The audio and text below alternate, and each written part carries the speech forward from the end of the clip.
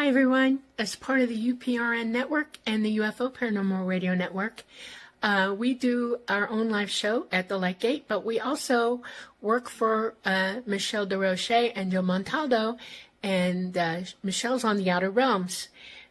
Somebody that I love and is near and dear to my heart because I wake up with them every day is Folgers Coffee. And they are the sponsor for Michelle at the Outer Realms.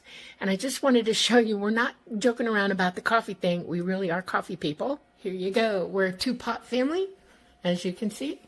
And in our cabinet, we use Folgers. There it is. I have my afternoon Folgers, and I have my, oh my God, I have to have it in the morning Folgers. We love you, Folgers. Absolutely love you. The best part of waking up is Folgers in your cup.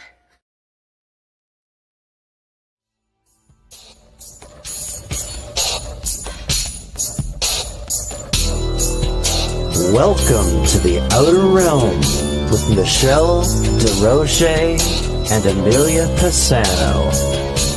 Airing live on the United Public Radio Network, 105.3 FM in New Orleans.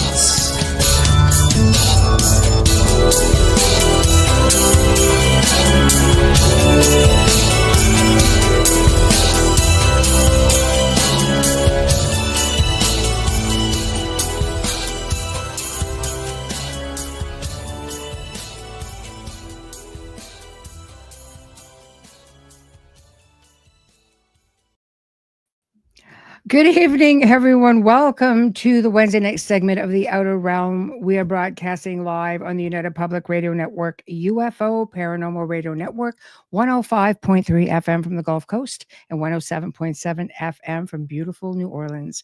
We are fully sponsored, as you just heard, for Folgers Coffee. Couldn't do it without them. We love and appreciate them so much. They have been supporting us for the last at least 5 years, and we're just so grateful for them. Also, big thank you to Justin Snicker, aka Dr. Snick, the sonic surgeon, for the contribution of his time, his music, and his voice for the intro you just heard. He can be found on all of your favorite music streaming platforms, specializes in Halloween horror, sci-fi, and dark wave electronic music. And I don't want to neglect saying he is an award-winning composer. He's awesome. Check him out. Also, big thank you to Steve McGinnis, the artist behind our logos here at the show. Also specializes in the horror genre, does phenomenal commission pieces, can be found on Facebook and Instagram. So tonight is it's a fun time. Yes, thank you all for the birthday wishes. It is my birthday, and I wanted to spend it all with you guys. But what y'all don't know, or maybe some of you do, that yesterday was Preston Dennett's birthday. Tomorrow is Dolly Safran's birthday, and our dear friend Carolann is here to join us, and we're going to have other people coming in this evening. Kerrilynn Shellhorn from Spirit Switchboard, and we've got Lorilei Potvin from Angel Rock and Beneath the Hollow Moon with Kerrilynn, and you never know who else will pop by. So tonight is just that. It is laid back, fun, UPRN, open discussion. And you guys are sort of going to get the vibe going as to how this all goes. So, hello, my dear friends. Preston, of course, happy birthday yesterday. And he says, I'm going to be a certain age. I'm like, shut up. I'm going to be out tomorrow. I want to talk about that. And Dolly tomorrow. So this is great. You know, so, but anyway, so how is everybody? Carolann, you've been real quiet tonight. How are you? Oh, I'm good. Thank you. I'm just enjoying the vibe. I love that. I love it. Thank you very much, Michael. Thank you very much. Thank you very much. You guys are all just so awesome. So hello. I mean, there's so many of you because, of course, we've got Preston's channel on tonight. So it's going to take us forever to get through everybody. So I'm trying to get the people with the birthday wishes. Thank you. Thank you, Folgers. Yes. Yes. We're trying. Okay. I am going to get there. And of course, you know, we're all hosts here. So if any of you see something on the board you all want to address, just go for it. Just go for it. So yeah, here we go. Hello, Alan. Thank you. Hello. You guys are awesome. So great to see you. How can we not want to spend like this evening with you guys? Absolutely. When you told me you wanted to do this, I went nuts. I was like, this is absolutely perfect. This is a great way to spend this week. Just having easy days ahead of us. And then in the middle of all our birthdays, just enjoy each other's birthdays together. It's kind of fun. It is party on online, I thought so too. I was exactly going to roll right into yours. We'll just wait and Joe will show up and we'll be here for sure into tomorrow. But anyway, yes. So, again, we'll be awaiting other people. So, my goodness, look at birthday week. Yes. Thank you. We love you too. We love you all. I know it is great that we have all of our birthdays close together. What are the odds of that? Have you thought about that? It dawned on me this yesterday when I was thinking about it. What are the odds that you're the producer, we're show hosts with you, and I know there are a couple more in there somewhere. Yeah, birthdays. Yeah. Carolyn, just pop in, darling, whenever you're ready. Yeah. Yeah, I know. Well, and before you guys were on here, hello. We were all friends and sort of, now in one. I mean, everybody on there. You know how many of my friends I brought on this network? Absolutely. Because I want all my friends with me. Right? And then I get to make new friends like Carolann. This is great. That's right. Absolutely. I keep everybody in my nice tight little circle as it should be, Yep. Taurus energy. Yes. I know. This is great. I love it. Yeah. Oh my God. So it's going to be really laid back. That was my hopes for tonight. So anybody in the chat room, feel free to just start, throwing things out there. And people will just, answer, or we'll take a topic and we'll all tackle it. And if you all want to just have a good time, we'll just all have a good time. I'm down. Made it. Happy birthday. Yes. Thank you. I have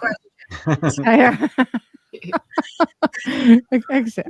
Guys been inundated with seeing like social media things about holograms lately. Like for some reason, everybody's on this hologram thing where they're saying, oh, we definitely live and this is all a hologram, and there's people showing how it's happening, and they have all these scientific theories. And I've seen it in the past, but it's like everybody, or is it just me? Like maybe it means something. I don't know. I can tell you what I think about holograms. It's not long. It's real easy to figure out. If you're a hologram, you can't spit, you can't bleed, you can't drink, and you can't go to the bathroom. And that means you're not real. Well, they're saying that we're living in a hologram.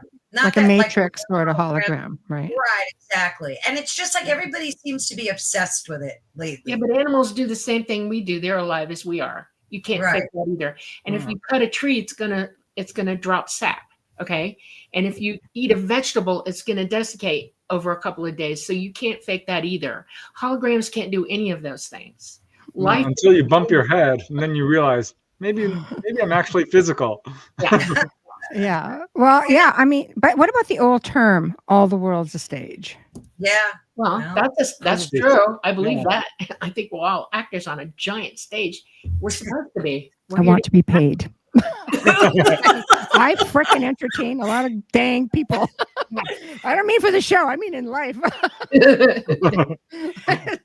I think people just like something to talk about. Like they need something to redirect them from everyday stuff, right? Yeah. So that hologram thing is keeping them busy. Then let them have at it. Listen, if it puts them out there and that gets them to ask better questions than that, in other words, there's a list of things we all should be asking, right? And if that's on the list, let them ask. That's it, Well, I mean, if it's a hologram, where's the proof? Where's the evidence? Show me something I can sink my teeth into. Because really, I'm not seeing the good evidence to support that theory. Ever since The Matrix came out, I think that's an idea that has really taken off. But I don't know. I feel like I'm actually in a real place. Yeah, I mean, it's got pros and cons. days where I like to think, are we sure it's not in the Matrix? What about some of those videos that are out? Okay, I'm just going to be that guy. You know where you have certain, well, you know I will. You know where you've seen those videos. I mean, let's face it, everybody now has got, like, for the most part, camera phones. Everybody's capturing little things, putting them on, many different platforms. And there are shows that are out there now that are specializing in taking these said video clips. You've seen these things where you see like a coffee cup just sitting in midair. Mm-hmm. And one was a police officer. He just sat there and he came up on this road because he got a report of this crazy stuff going on. And he gets there and he goes, "It's a coffee cup." And you see him kind of just like poking it. But the thing's like in the air by itself. So what? Hey, Lorilei, I want answers. Lorilei. I feel like one. The floating coffee cup. I'll have to look it up. But there's a lot of things like that. Sorry, Carolann, go ahead. Oh, I haven't seen that either. But do you know that for sure it's a police officer too? No. We had a cruiser. Maybe stole it. But I don't know. Like, he was dressed like one. He had a cruiser. He was all geared up and everything. And he comes up and he was just sort of like, okay, walks up to it and just he puts his hand under it. And this coffee cup is just suspended. And he's just kind of like, okay. And then when he went to grab it, it dropped. Oh. Happy birthday, by the way. It was a cloaked Sasquatch. Thank you. Is there what? Sorry? Cloaked Sasquatch. It was a cloaked Bigfoot. Holding a Timmy's cup. I know, maybe. I don't know. It could very well be, for sure. But I mean, it's just, there seems to be a lot of anomalies like that, like birds stopped midstream. Oh, yeah. Like I've these glitches, I guess. Yes. Yeah, I've seen a lot of those. I mean, they showed one with it taken by someone's security camera where a bird was just sitting in front of the feeder like that. But it turned out it was taking a photograph every 3 seconds. Oh. And every time the bird would flap its wings up, it would take the second, and then it would flap its wings down and flap up. So it looked like it was still, but it wasn't. They figured it out. Yeah, yeah. See, so I mean, I don't know. Is it always the case? I mean, it could be. We live in the world of AI now, so anything is possible. Yeah. I mean, when the paranormal happens, I think it's showing that there's something we don't understand. Mm-hmm. We call it paranormal, but there's got to be a mechanism behind it. And I'm sure there's stuff like this going on. We just don't fully understand how this is happening. Maybe it was a ghost holding the coffee.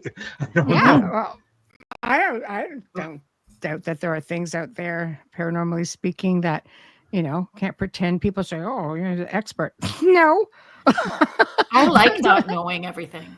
Yes. Like, I like having that sense of wonder and curiosity. So you just keep asking questions and going down the rabbit hole, because I don't think we'll ever get to know all of it. But it's fun researching into it. It's fun. One of the really cool kind of mysteries like that is when people see something that's out of time. Like they'll see a house that's like, was there at one point. And they go back there and it's not there, and find out, there was actually a house there, or a tree, or, people going kind of back in time, sort of. That sounds like a Mandela effect thing. It's something going on. Yeah. I'm not exactly sure. A time slip? I don't know. Yeah, time slip. Yeah. Yeah, that could be. There seems to be a lot more people reporting those. Do you have any maybe insight or thoughts, anybody, on maybe why time slips are happening more? I wouldn't exactly call it a time slip. I think that we have an effect going on by people who want to mess with people now. You know what I'm saying? And they do have the ability to project holography, 12D holography, and make you think it's really there. And if somebody's trying to drive you crazy or use you and they're manipulating you, and that's part of their manipulation gambit against you, that can happen. And I think it's happening more and more and more. I have a personal experience, and I don't know if it's a time slip or what it is.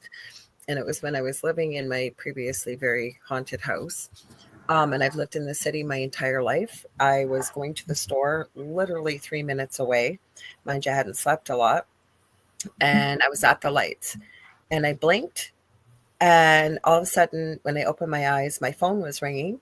I was miles away from where I was. It was about an hour and a half gone. And on the phone was the person I'm with asking, "Where are you?" because they thought I had gotten in an accident because I've been gone so long. And I had to say, I don't know. And they were saying, what do you mean you don't know? I said, I don't know.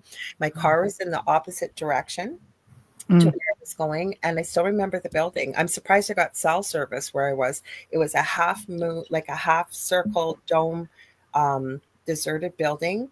The windows were all cracked out, and I have no idea how I ended up there.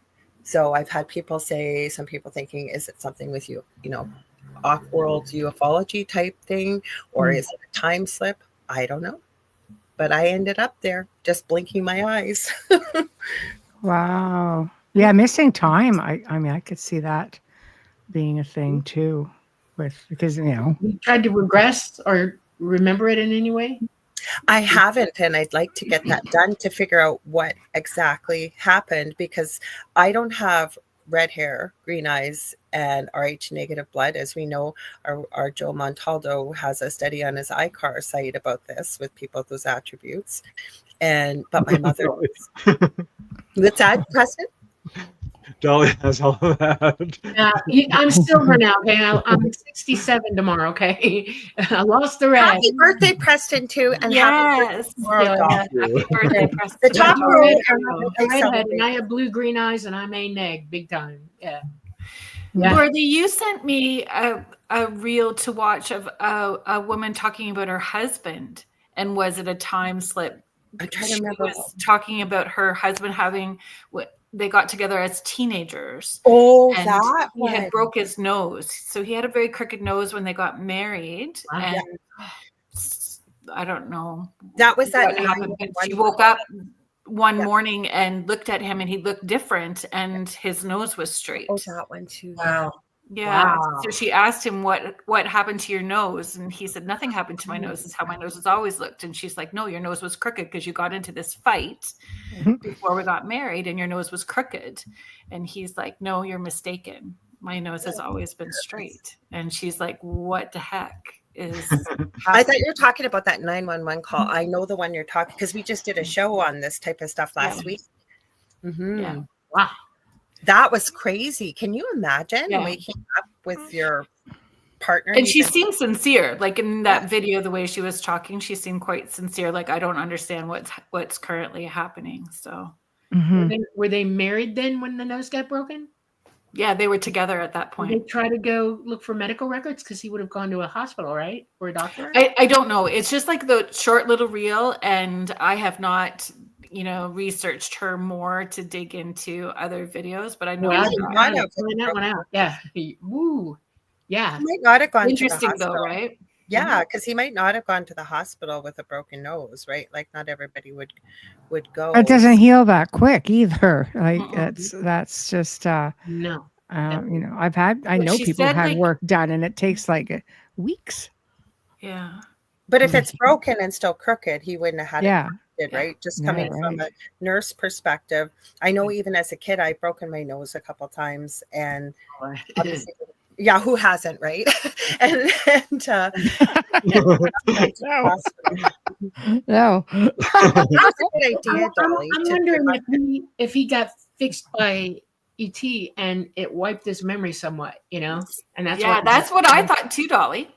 Yeah, that's why I'd be looking to see if there's a doctor report about it and go dig it up and then show it to No, him. that was a good idea. I didn't even think of that. That's a great idea. That happens a lot. There's people who've gone to the doctor and they're like, well, your appendix is missing. They're like, what? I've never had an appendicite or anything. That's true. Appendectomy? Yeah. Well, then how does that all that connection and time slips? It just makes it all confusing. You go down all those branches and still don't have an answer. You just have more questions. It's the universe for you. We'll never fully figure it out. It's going to take us a long time. Yeah. Well, it's like deja vu. This is what about deja vu? When I was younger, it happened to me many times. Everything would turn a little fuzzy when it happened. I've had countless deja vu. Oh yeah. Growing up more so, like as a young adult, not so much in my later years, but now it's like maybe once in a while. So what causes deja vu? I think it can be a couple of things. One, it might be a past life that you've walked through this area before. But I remember once I was at work And I started to get this incredible feeling of deja vu when my boss walked up to me and said, "Guess what? I saw a UFO." Instantly remembered that dream that morning where he said that. And I'm like, oh my gosh, if he says it's yellow and it was hovering and it zipped off, Yeah. I'm going to lose my mind. That's Of course he did. That's transfer of thought. In other words, he was thinking about telling you, he sent you the psychic message, you picked it up in a dream, lucid dream, and remembered it. That's not deja vu. He was actually communicating with you before he did. That we have to consider this. A lot of deja vu. You have to a lot of that. all sides of everything. And you just explained it beautifully. He told you right after you had that deja vu. He was transmitting that to you. We talked. But I had that dream that morning, you know? That's right. He was thinking about telling you the next day. And we transmit our thoughts. If you know somebody personally and you're used to communicating with them, your brain is already going there and it's already sent that message to you. You were asleep when you got it, or maybe OBE, you were lucid enough to hear him talking to you psychically. You remember it and you don't correlate it as deja vu. You got an actual transmission from him ahead of time. That's what that is. It felt like me to precognition because I was having a lot of that going on. I know, but we don't like you said, that. We're talking to one another. You know what I'm saying? Yeah. See, think about that. You got to think about it really hard. We do communicate with each other across the board, everywhere. What was that show? 2 degrees of separation. We psychically are less than that. We're 0.4 degrees of separation psychically from one another. And a lot of deja vu that you're thinking, like, I was worried that this guy was going to try to kill me. And he's been, she didn't know that he was stalking her for 2 months, but she had a precog of him, saw him, everything. And you don't realize that when you're working as a medium, this stuff comes up all the time. People will say, they'll let you know how that came to them. And it's transmissible memory of somebody telling you ahead of time psychically. And we don't recognize it though, because we're not used to it. And that's what a lot of deja vu is. People's thoughts are loud and the thoughts come out before the words all the time. Yep. Yep. I had a client that was so frustrated with me. She was telling me to F off in her head and I called her out on it. I said, I just heard that, just so you know. Yeah. Quiet up those thoughts. Go ahead. What you're thinking. Yeah. I think you could be lucid dreaming too, right? There is no time, I believe, except here on this planet, right? Past, present, future happens at the same time. Yeah, so I agree with that. Could be a past life, what we would call past life, or we do a lot of traveling, especially while we're sleeping. So if you've been there before and then you show up and all of a sudden you think, or like what you explained even, Preston too, right? Like all of a sudden somebody says something and you had a vision or you had a dream or you had something, right? You've been here before, you've heard it or you've seen it. Any different way. I think we're incredible as human beings. We've just never been taught to recognize how incredible we really are and how powerful each and every one of us is. I always think it's an alternate reality where I'm a little taller and a little thinner. Over top of the one from your mouth to my thighs. That would work really well. Yeah. I want to jump into the millionaire one where I live on the beach in a big sand castle that withstands all the weather and in the perfect world. Just another dimension. Well, it's an infinite universe. The time will come. You'll have that. With all infinity before us or behind us. I mean, really anything's possible. You can do anything you want. There was a good question from Kurt about remote viewing. I saw that you put up there, Michelle. Yep, I am going to go back and grab it. We're making her work. It's her birthday, and we're making her work. Yeah, all right. But just like I was saying when we started the show, we're all hosts here. If you see something up there, tag it, grab it, do whatever you want, address it. Here we are. Okay, so, I'm late tonight. I'm sorry. It's okay. It's okay. There it is. So does anyone have a good bit of information on remote viewing? Just curious. I have a question about remote viewing. Mars, I can't wait. I don't want to. I mean, to change topics. I just don't want to forget. That's okay. We'll let you have it. Okay, who wants to take it? Everybody has the ability to remote view, every single one of us. All you have to do is start doing it. if you're going to do it, you need to practice first and make sure that you understand that it's real in you, that you are accomplishing it. And you start small. You start from your home with a piece of paper and a pencil. You go dark, quiet. You meditate to singularity in your mind, and you pick a place that you want to see that day, okay, in real time. And you go to it. And then you write down all your impressions on the paper. You draw a picture and do everything. And then you get your keys or your stick that you walk with, and you go to where that is. So you're going to do it close by, and you go observe what you were looking at and check your notes to see if you really saw it. And then you branch out, and then you have people help you do it in other remote locations who can send you a video of it after you do it so that you can compare notes. When you learn to walk, you know you're walking, right? You get up and you stand up and you go, oh yeah, I'm doing this. Same thing with remote viewing. You're just using your consciousness. Okay. And it's a really good way. And there's no special necessary rules about it or anything. We're all different. We all perceive differently. And so remote viewing is still able to be done by us all, but we have to teach ourselves how to do it. Some people don't even know they're doing it. Yeah. Yeah. That's the best. Was his question about Mars? Sorry. Yeah. Okay. Yeah, I'm going to go back and get it. I guess. Well, yeah. I think. Like remote viewing on Mars. So remote viewing on another planet. You can do it. Yes, I know. Yes, I know. Yeah. I think for some people, recognizing they may run into beings or other things that they're not accustomed to, so being prepared for that as well too, right? Yeah. Yeah. Well, I mean, you look at, this is how the CIA started training people. They would just give you coordinates, and that's it. That's all you were given. You could end up anywhere, you know. Research on it is amazing. I mean, there's no doubt this absolutely works. Mm-hmm. But also, there's a lot of people out there doing it. I'm like, not so sure what you're seeing is on point here, because it's hard to verify. If you're remote viewing a place you can't check, how do you know? Right. This is it. And if we are tapping in remote, like mediumship, if you have 5 mediums in one spot, everybody's going to pick up differently.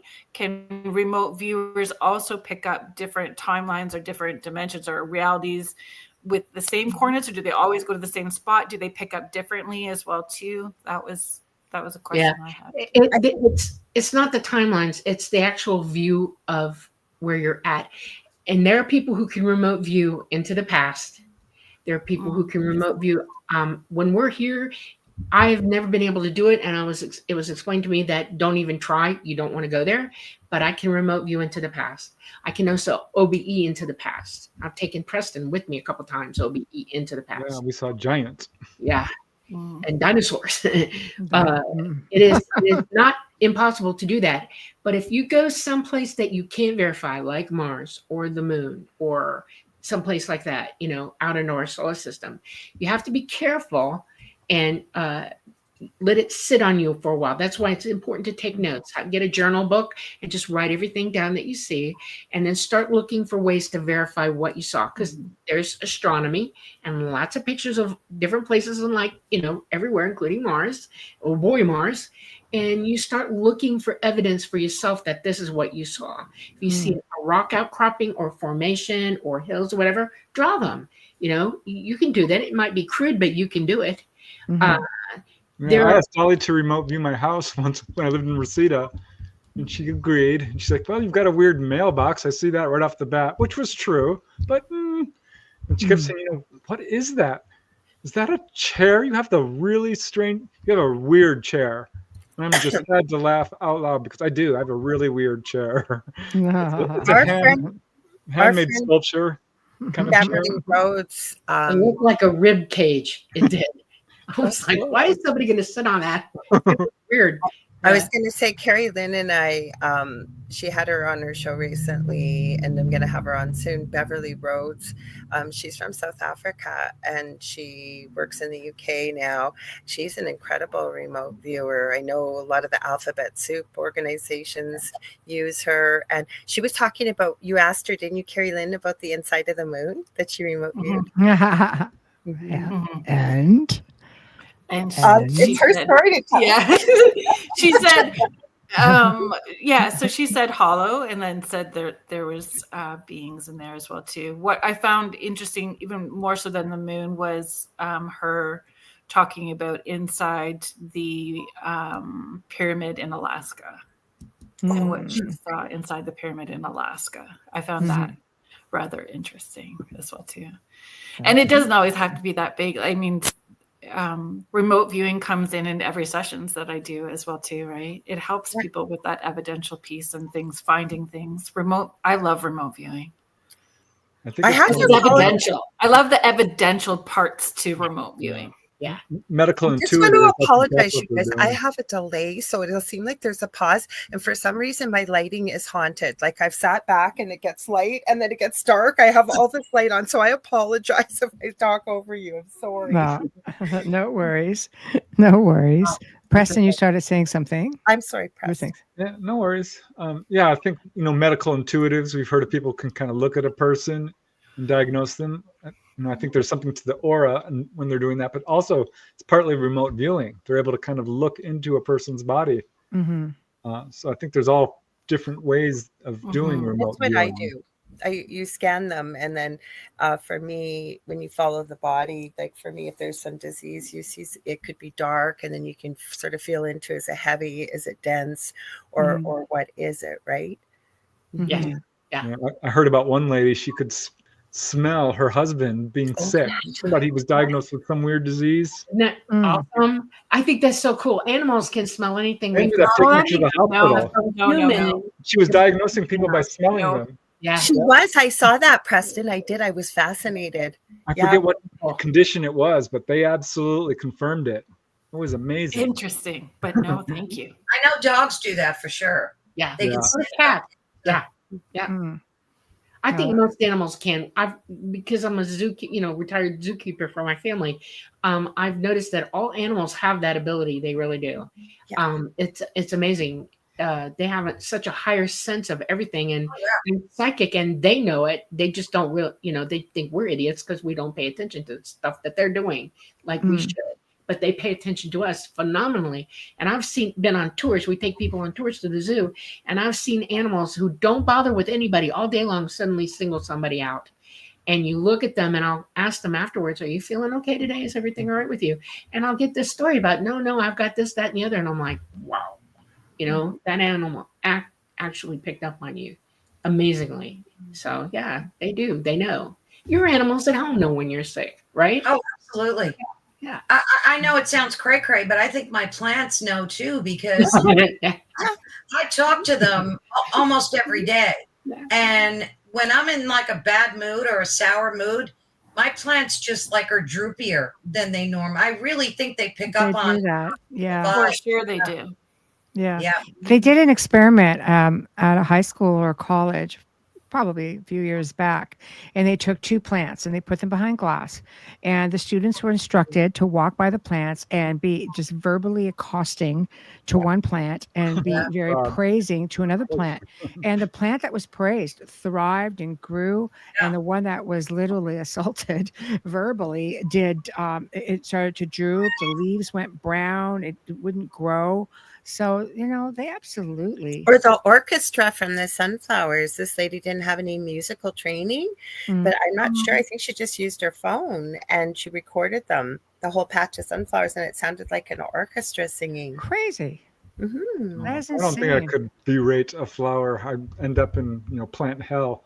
I don't want to do that. And it's just, if it's not it's against your nature to belittle or be like that negative. It's just uncomfortable against her nature.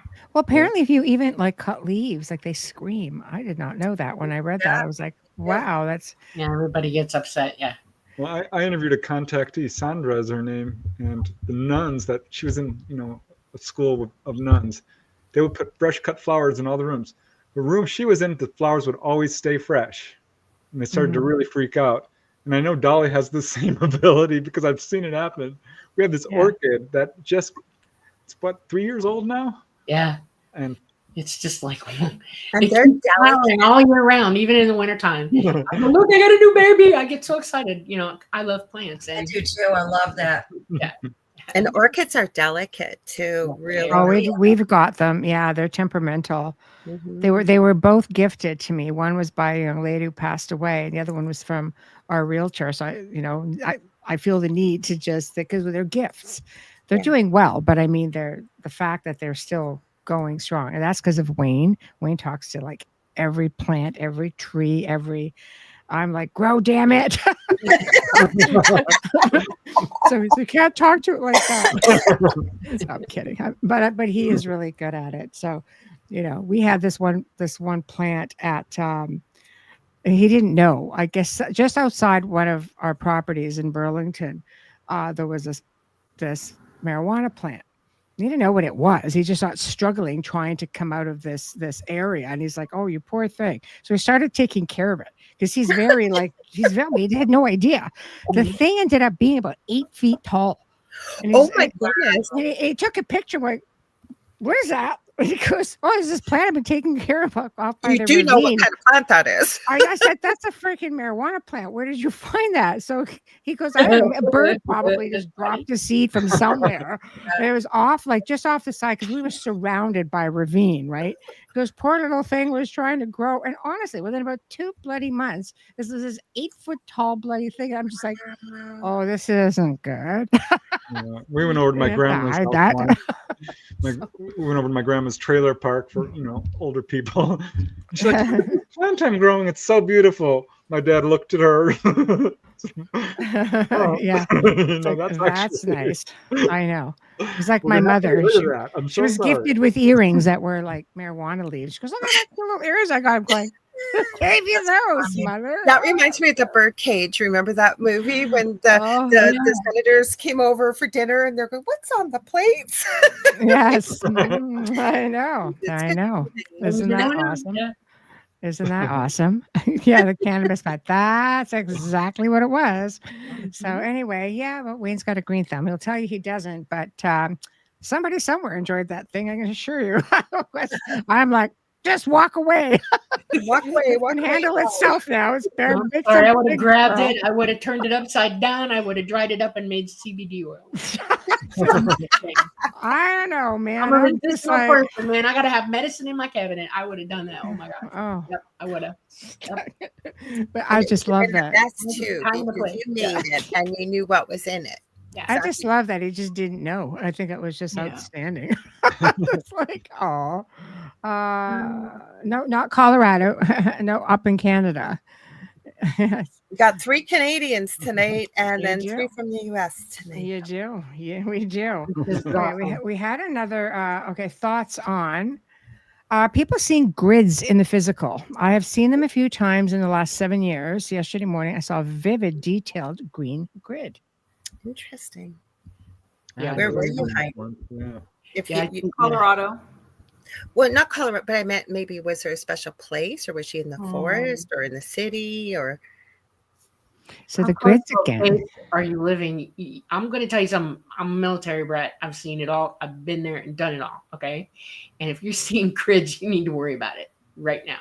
If she's near a military base, she needs to put some jammers up in her house or Faraday her house, because that's not good. If they're gridding your house, they're watching you.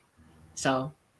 Well, Heidi, I think we might need to talk to somebody about that. Well, Heidi has really interesting experiences. She shared one of her stories with Kerrilynn and I. Yes. And when Kerrilynn shared it to me, because we used her email to send the stories, first thing I said is, oh my gosh, it sounds like Heidi went to Narnia when she's on the Hi, Connie.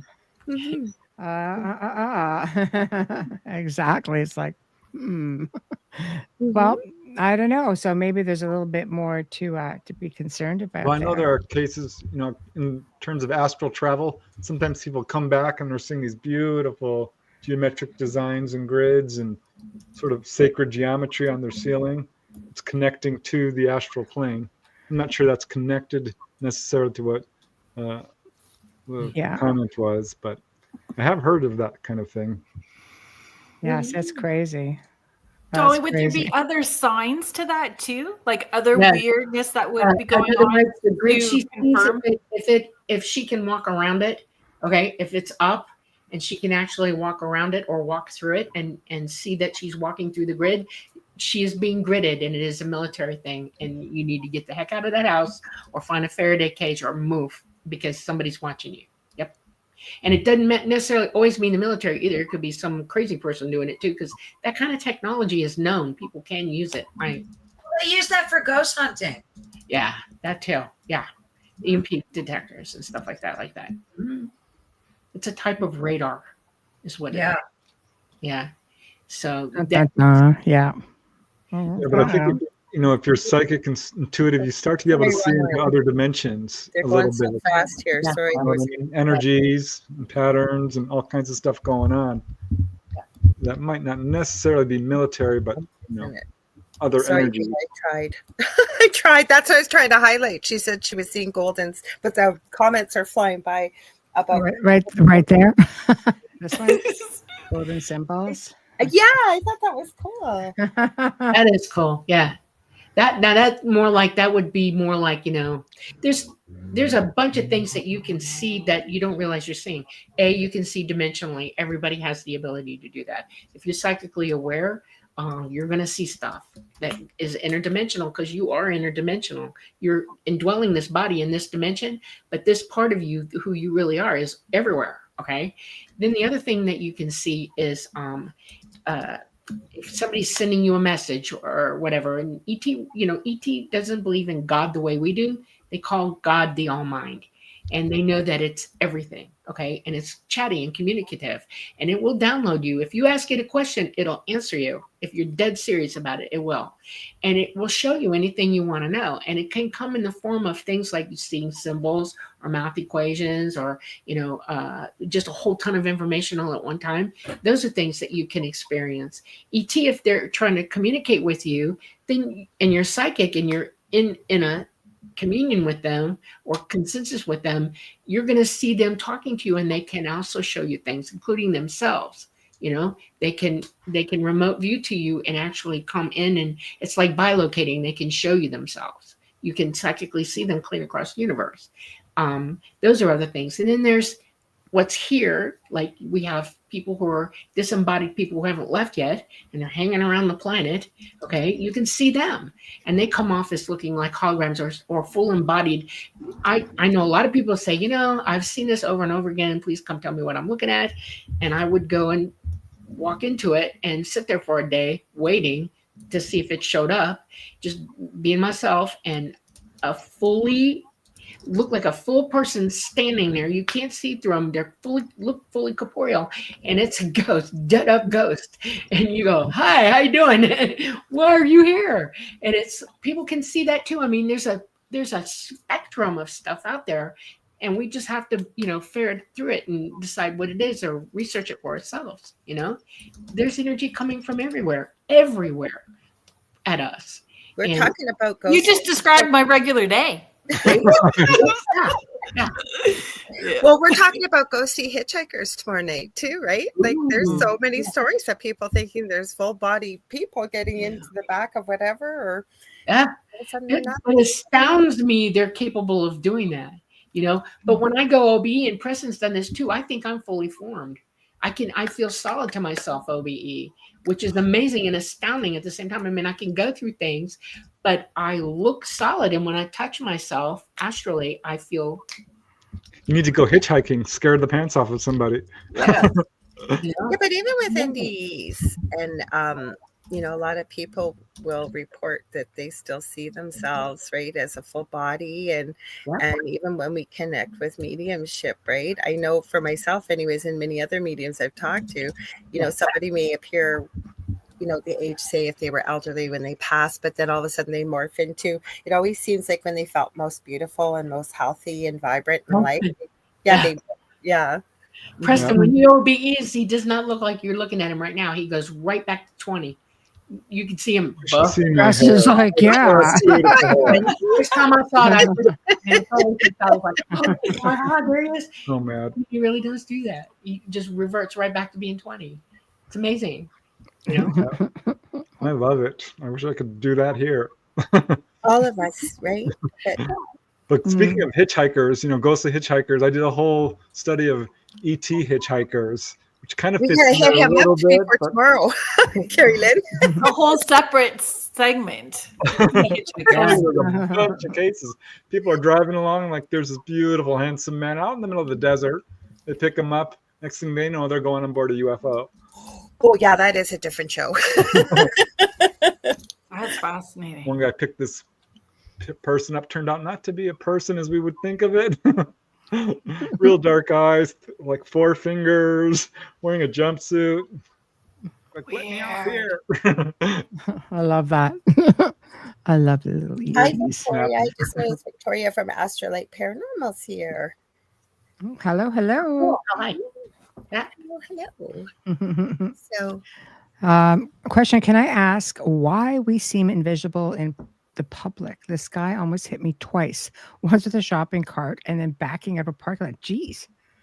sure you just I'd be staying home after that. Like, it's getting crazy. Well, out there. invisibility is a ability that we do have.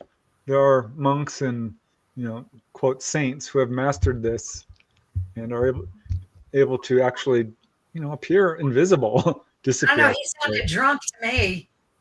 I just Maybe- felt like he's creepy. This guy was being creepy. Yeah, that sounded weird.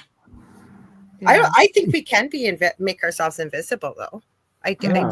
It's an ability. I mean, people can levitate, teleport. They have Mm. superhuman strength, immunity to fire, Yeah. Mhm. multiplying food. This is actually a real thing.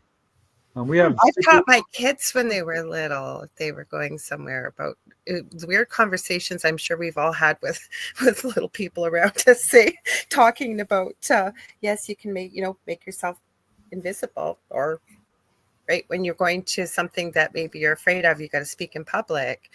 Fake it till you make it, right? Imagine, I used to tell my kids it was like that bubble field, and just push it out there, make it all shiny and wonderful. And so that's like I say, we can do wonderful things as human beings. That's awesome.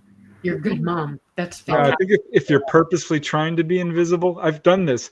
Sometimes people can't see you. It's like, I'm not the droid you're looking for. Right. I think that's you exerting, influence over people. What was her name? Leah? Leah. Leah.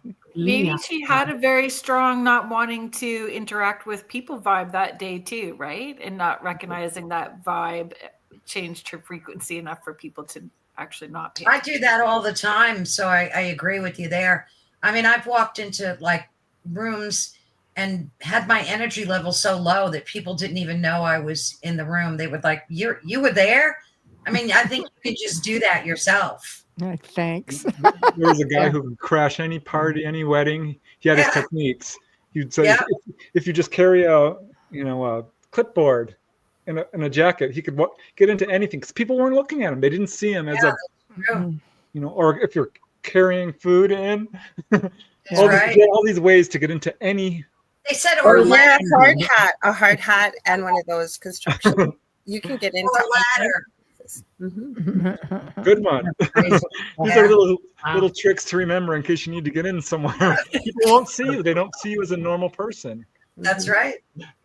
So why do some psychics see spirits as white cutouts of people? I have heard that people, look 2-dimensional sometimes. Spirits. Not sure what's going on we all there. A level of perception. That's all. That's Yeah. all. It's just your level of perception. That's Another what I was going to say. It's how you perceive and pick things up. Like every one of us, if we pick, ask each and every one of us how we perceive or pick up spirit or connect, Right. it will all be unique and different to each one of us, I believe. Exactly. Yep. No, I agree. Somebody asked earlier about, again, this is just kind of bouncing back a little bit to remote viewing, as the Pyramid of Giza. Because I guess, there's all the hoopla with what's really under the Pyramid of Giza. But we know Yeah. there's many, don't we, Michelle? Yes, we do. I've got to ask Michelle. Yes, we do. Well, someone once told me, if you look Yes. up the coordinates of the Pyramid of Giza, it's the speed of light. I'm like, no, it's not. You got to be, no. I looked it up. He was right. Yeah. Wow. read The latitude and longitude. So obviously, latitude and longitude. Yeah. Wow. It's an easy They marker must have known for about easy. it. Yeah, it's an easy marker for ET. It's I was taught that it's actually a giant battery. And they back then, they didn't have transmission lines of electricity. They had the ability, like Tesla would, to have a Tesla coil. And it's a giant. And you got to remember, Giza was not in a dry plateau then. It was in water. All of that was, at least 4 feet deep there, all around that. And if you're going to run a battery, you need lots of water. And at the base of it, it had a way to run rods down into the water. And then it generated with copper on the top too, I think. Chemical reactors on the inside of it, and it shot huge tons of electricity up to the top. And then people come and do a power draw off it. So it feels like a Stargate almost too, like the battery to a Stargate, because a lot line up with the star systems too, right? Yeah, it's Orion. It's actually it's an exact configuration of what Orion is. This, it's very, very, very, very cool. And it's amazing. We have stuff all over this planet that points us to what it really is. But a lot of people have not guided you to the right answers about it. They don't tell you the truth. It's like Göbekli Tepe. Göbekli Tepe has a lot to say, and they've shut it down now because they do not want you to know what's under there anymore, because it proves a few things. That's one of many too, though. So they're all based on, they're all designed the same way. Right. So it's just they don't want us knowing the technology. What is it? Orson Welles who said, "Change the past, you control the future." Right. Plus, off world, there's a lot of pyramids too, right? On Mars. They're all over the planet. They're everywhere. Yeah. Oh, so many. Yeah, so many of them. So, but it's curious. You're looking at all of these ancient civilizations, and they were all similar in so many ways. You look at ancient petroglyphs and hieroglyphs and how similar they all are in all different parts of the world. It's fascinating. So it just sort of makes you wonder, were they all one big civilization? No, they're different eras. Every 12,000 years. Well, yes, South America, different than different eras. Yeah. But I mean, it's still interesting though how they just carry forward the same stuff, the same technology. And there's some underground too, right? There's underground stuff. Yeah. Probably underwater as well, I would imagine. Oh, for sure. Yeah. No, absolutely. I wonder if anyone's ever mapped every single one. And what would it show? Michelle has. I haven't mapped them, no, but I've done a lot of research on them throughout the years, but they keep surfacing. That's the thing, like new discoveries, because we have technology now, and the technology is changing. Like every year, there's something new coming out where you could see right through, for example, the forest canopy. Look at when that young guy just found, what is it? The lost city of gold. I mean, there's a kid found that. Was he like 15? I mean, most teenagers now know more than most adults when they get onto the computer, spend so much time on it. But the thing is that working, I was working on a production with these producers. I had to map like about 30,000 acres. And they've got satellite technology now that's beyond LiDAR. They could just see, they have that technology that can see through stone. Like you can get into see carvings and etchings in stone now that they didn't have before. That's new. I mean, they're just finding everything. And pyramids, it's a mountain. No, the hell it's not. It's not a freaking mountain. Just, stop it. They're not mountains. And you look at some that look like they are just, again, mountains. And you look at them and they have, they're trees. When you look at the top of them, they have flat tops. And you see the rings of ancient trees. And you go down towards the bottom of these things and look like old root systems. Yep. Like, you see? Like, there's just so much. Devil's Tower in, Wyoming? Yeah. There's a lot of controversy about that. Yes. Is that a big tree? I think it is, because looking at other examples of this. Yes. There's a bunch of them in South America. They're not as big as Devil Tower, but they're absolutely the roots of trees. And you can see above it, and they're petrified. And I don't know. Tell me more so I can deep dive tomorrow. What are we talking about in Wyoming? What do I need to... Devil's Tower, they say it's volcanic, but no. Dolly was taught that it was actually a giant tree. Yeah. Well, you got to understand that during the time of the dinosaurs, our planet had way less gravity than it does now. Which No explains animal why that all old the could have creatures were survived bigger. in the gravity that we have. We had a cataclysm that pushed us, closer to the sun slightly, and it intensified our gravity. We used to be a little bit farther back. Mars used to actually be in better line than we were, and they were in the sweet spot. We were sort of in the sweet. We were there, but not quite.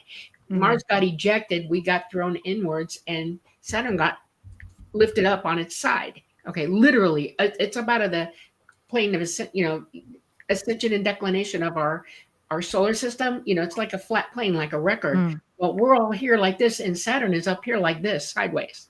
And you got to go, why did that happen? How did that happen? And I know we had a huge cataclysm come through and bing bonged us like a pinball machine. It blew the entire surface of Mars off. It imploded. It's outgassing now. It has no core anymore. It's crazy. And what happens is when something that bad happens, the planet either flops over, it sits up straight still. But that kind of energy coming in at the planet, when it flops over, it brings wind first. Wind so strong that it can cut through trees of any size. And back then they had trees of that size. And until they were just sheared. And if you look at the topography, Montana is in the right place for that to have occurred at that elevation and that height.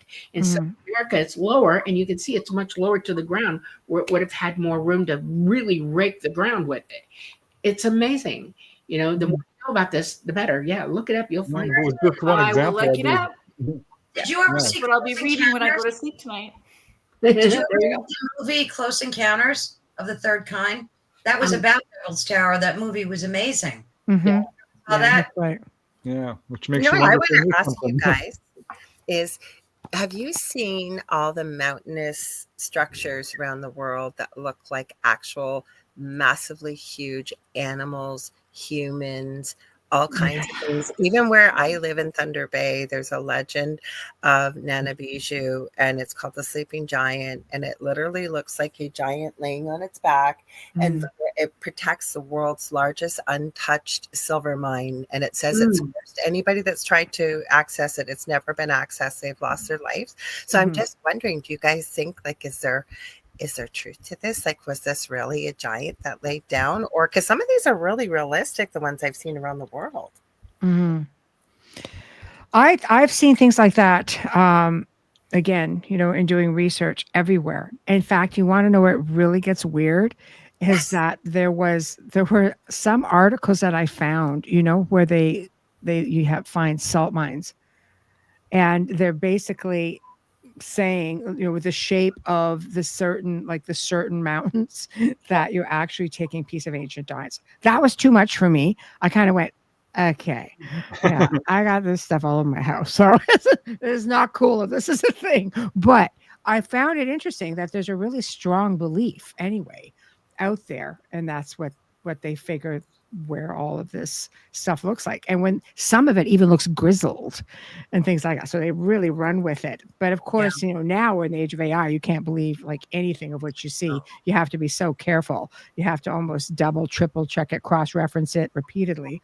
Or go there yourself, or get somebody. There's one in Asia that looks like a snake or something, but that thing's crazy. Yeah, I mean, it looks, but our brains are so wired to see patterns. Pareidolia is such a strong force.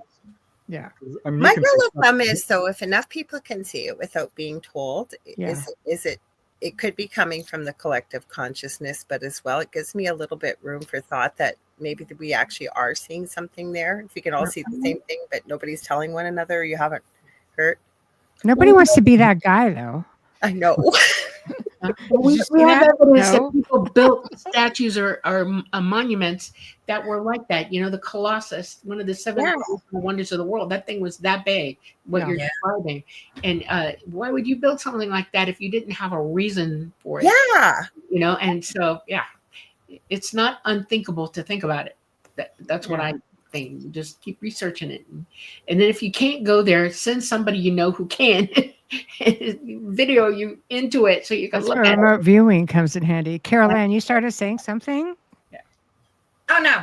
I was just say, just jump in, right? Yeah.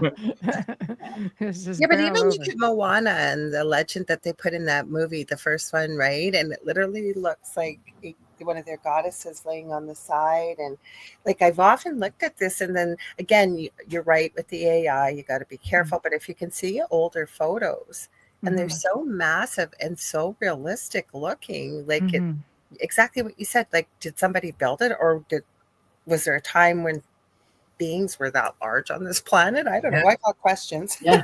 Yeah. I grew up in Miami mostly, okay, and I used to go scuba diving all the time. And when I was a teenager, I learned that there was a grid underwater around on the edge of Cuba, between Florida and Cuba, and it was impossible. It was like freaking, and I saw pictures of it, and I thought, this can't be real. This is, voodoo. Went diving, and guess what? I saw it. It's really there. It exists. Yeah. It looked like a grid of a city. It had, I'm not kidding you, roads and all kinds of stuff like that. And you just sit there and you think, when did that happen? What was going on? I just thought Florida was an outcropping, and no. And it had time to exist above the waterline because it had to be built in the air, right? And look at how far down it is now. Oh, I know. It's way down. Yeah. I know. So I know. That Millennium Falcon looking thing in the ocean? Yes. Yes. That's something I think that is probably something to it. Yes. And why they haven't spent more time going down there and digging it up. But, they gave that guy a really hard time too about that. It's not like people were trying to donate to it to try to do the research.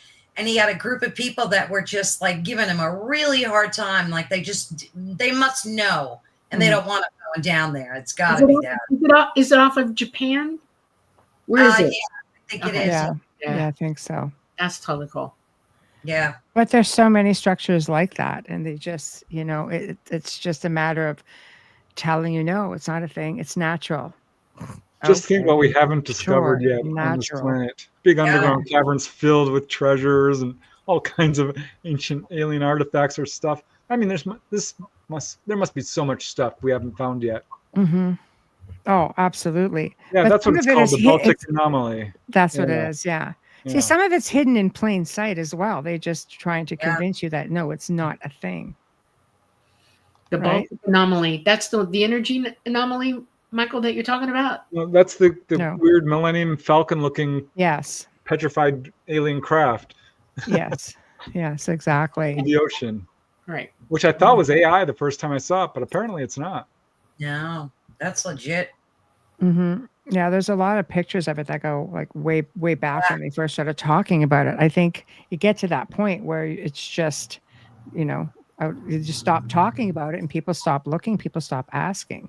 We did a big show on a lot of these anomalies on the gray zone, and it was crazy the amount of things that I found. Tons of stuff. There's so much. But again, nobody's going to just start talking about it, So I think we need to start going underground. I don't know. I think they found something recently. I read about it. I haven't delved into it or researched it yet, so I'm just talking off what I just saw, and I half remember it right now. But there was some melt somewhere up near the Arctic, and they found these huge statues together, like men sitting up, and they're freaking out about it. And I want more stuff to come out about it, and I haven't found it yet. So, considering whether this is real or not, but it's amazing what they're starting to. The thing I've been seeing too is they've been discovering different mummies that they're perfectly preserved but not mummified per se, like they look like they've never aged. Makes me wonder, like, what is this? Like, what did they use? What technology? Or because how do you not decay? Or is it from another world? Is it, I don't know, not really gone yet? It's just resting in stasis. I don't know. I've seen photos of beings like that, and it's kind of, I mean, you know what, there were ancient people here long before us that had technology way advanced than what we have right now.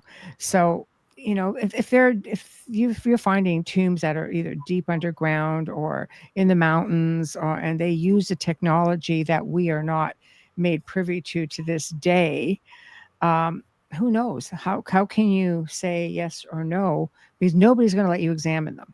Nope. Like, I think you're talking about the kings, right? Like what they labeled the Anunnaki kings. Is that the one you're thinking of? No, but I've even seen there was one, I think it was in Russia, that it was of a woman. And the queen. Yeah, she's like a queen. But she looked like humanoid. Like, she didn't look. Oh, yeah, I don't know. Yeah. Well, there are the incorruptible saints. They still have them in their little glass cases. Well, I need to know more about that. I think I've heard that, but I don't know. You got to tell us more, Preston. Yeah. I Do learned tell, about Preston. I was researching, the book on human levitation, because a lot of these people could levitate. And of course, at some point they pass away, but their bodies are not rotting. They have sanctified them or something. And these are people who give off this, it's called the odor of sanctity. You're not allowed to wear perfume if you're, super religious in some of these, religious orders, and they would still smell like rose oil. Wow. And their confessor would be like, "What are you, are you wearing perfume?" "No, I'm not wearing anything." Wow. One guy would smell like sandalwood or pine, or that all these natural scents. There's a name for it, the odor of sanctity. And they have all these abilities, and one of them is, after they die, they do not rot. That's what I've been seeing, not looking for it. They've just been popping up, and I'm like, what are you guys doing to bury these? Not the saints. I hadn't heard of that, but you're seeing every now and then these pictures, and they look perfectly preserved. And like St. Pio, exactly. That's an exact, a good. Okay, yeah. Again, Padre Pio, right? St. Pio. Yeah. Oh, he's one of my favorite. The things that guy could do. Yeah. Oh my God. Not only and he looks pristine. He brought someone back from the dead. He went to someone's orchard and made all the trees bloom in winter. Yeah. I was going through all those things that he's done. Yeah. Now, was he a hybrid, do you think, or was he actually human? Oh, well, gosh, 18. I don't know. Yeah. Maybe, but he would stay in his church in Spain, and yet people were seeing him all over the world. He could bilocate, physically bilocate, while still being in his, because he said he never left there. He was always there. People could speak to him in any language, and he could understand them, and he could talk to them, and they would understand him. Yeah. That's a show just in itself, right? And that's crazy. Yeah. What year did he pass away, Preston? Do you know? It was the 1900s. He was one of the most recent, what do you call miracle workers or thaumateurs? I think, what was it? Amelia knows. Amelia's mother, actually, I think, saw him. Book, Man of Hope. Amelia, when did he pass? Was it the 70s? Yeah, I think it was around there. Yeah. I would have loved to seen that guy. He had stigmata as well. Yeah. So for us, like that's modern times, to have someone who was sainted. I think it's phenomenal. So the book is a collection of his letters, she says. So can't meet him. He's passed. Oh yeah, on the other side. On the other side, yeah, you probably stand a good chance that way. Yeah, I will try that. That would be awesome. Yeah, that might be the only shot. How about a buddy? Hey, Pio, what you doing? Padre. Yeah, yo. And Tessa is sharing that she has just put friends it up. who knew him. Yeah. Did you? Yeah. Oh, sorry. Oh, yeah, feel free. Go ahead, guys. If you see something, put it up for sure. So she knows. She knows She people had friends that who knew him. Yeah. necklace, please. Oh, it's gone. There it is. Okay. Yeah. Oh wow. Interesting. Yeah. Yeah, people saw him levitating. The things this guy could do. But I I love seen that. someone levitate, but they had an attachment. So that was fun. The bit of same Not in kind of front of me, levitation. Yeah. So, hi, Richard. Thank you. Thank you for tuning in. We just appreciate all you guys so much. Thank you. This is Well, awesome. thank you for sharing your birthdays with us. Thank you. I know. Yeah. Well, we just like Can't help it. I love it. I love it. So, I mean, I always laugh because Preston and Dolly and I had been friends before, coming onto the network. And it was just like, oh my God, all our birthdays fell in. We had all the same stuff, in common. And it was just kind of like, okay, this is like weird, but I like it. It's just so, and it just got better and better. You can see some dragon here. Oh, look at the baby. I love that. Is a beautiful kitty. Oh, this is the best. This is every show. I'm surprised my dog hasn't. Every show, she's got to make her presence known. She's this little peanut of a thing, and she's very naughty. Yeah, we have one that I don't like to be in here with me because she's very loving and everything like that, but she becomes scratchy bleedy when I'm on the air here. Oh, And It's like, pay attention to me. Pay attention to me. yeah. That's an interesting comment by Karen. Yeah, But I looked that up. There was a guy, and he did a live interview. He saw Prince levitating. I Prince heard turned in and said, this is our little secret. Don't tell anybody. I wouldn't doubt it. But he's a mystical guy. Yeah, There's a I quote. wouldn't doubt it. Yeah, more than one report of that, which is so cool. I saw in Minneapolis, we went to the Minnesota State Fair. There was Culture Cup playing, Thompson Twins, and the B-52s. Okay. Wow. I know, all of us from that.